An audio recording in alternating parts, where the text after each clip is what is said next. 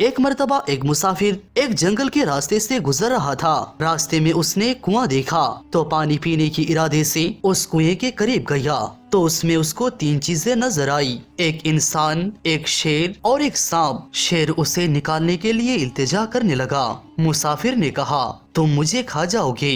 شیر نے کہا نہیں کھاؤں گا، بلکہ احسان کا بدلہ احسان سے دوں گا۔ چنانچہ اس نے شیر کو نکال دیا۔ پھر سانپ نے التجا کی کہ وہ بھی نقصان پہنچانے کی بجائے احسان کرے گا۔ چنانچہ مسافر نے اس کو بھی نکال لیا۔ آخر کار انسان کی التجا پر اس کو بھی باہر نکال لیا۔ سانپ نے مسافر کو چند بال دی اور کہا جب بھی میری ضرورت پڑ جائے ایک بال جلا دینا، میں فوراً مدد کو آ جاؤں گا۔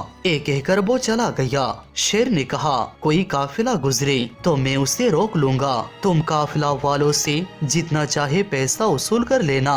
چنانچہ ایسا ہی ہوا۔ شیر نے قافلہ والوں کو روک لیا اور مسافر نے قافلہ والوں سے سونا چاندی اور دوسرا بہت سارے مال لینے کے بعد شیر کو راستہ چھوڑنے کے لیے کہا۔ پھر شیر چلا گیا اور انسان نے بھی اپنی راہ لی۔ مسافر ایک شہر میں پہنچا تو سوچا اے مال بیچ کر اپنی ضرورت کی سامان خرید لیتا ہوں۔ اتفاق سے جس تاجر کے پاس وہ پہنچا وہ وہی تھا جس کو مسافر نے کنویں سے نکالا تھا۔ تاجر نے اسے بیٹھایا اور فوراً ایک آدمی بادشاہ کے پاس روانہ کیا کہ اس شخص کو میں جانتا ہوں، اس نے قافلہ والوں کو لوٹا تھا۔ راجا کے سپاہی آ کر مسافر کو پکڑ کر لے گئے۔ حاکم نے جانچ پڑتال کرنے کے بعد اس کو پھانسی کا حکم دیا۔ اس نے سانپ کا دیا ہوا ایک بال جلایا۔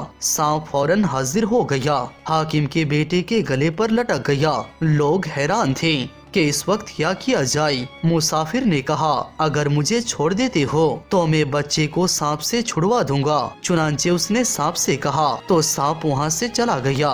بادشاہ نے کہا تو ایسا شخص ہے کہ سانپ بھی تیرا کہنا مانتا ہے۔ مسافر نے کہا پہلے آپ اس تاجر کو بلوائیے، پھر میں بتاتا ہوں کہ میں کیسا شخص ہوں۔ چنانچہ تاجر کو بلایا گیا۔ پھر مسافر نے سارا قصہ سنایا کہ میرے ساتھ یہ معاملہ پیش آیا تھا، میں نے سانپ کو بچایا تھا، اسی لیے سانپ نے آج مجھے بچایا۔ میں شیر کو بچایا تھا اور شیر ہی کی وجہ سے میں اتنا سارا مال کمایا۔ لیکن ایک انسان ہے جس کو میں نے بچایا تھا لیکن آج وہ مجھے پھنسا دیا۔ بادشاہ نے جب یہ بات سنی تو اس نے اس تاجر کو پھانسی کا حکم دے دیا۔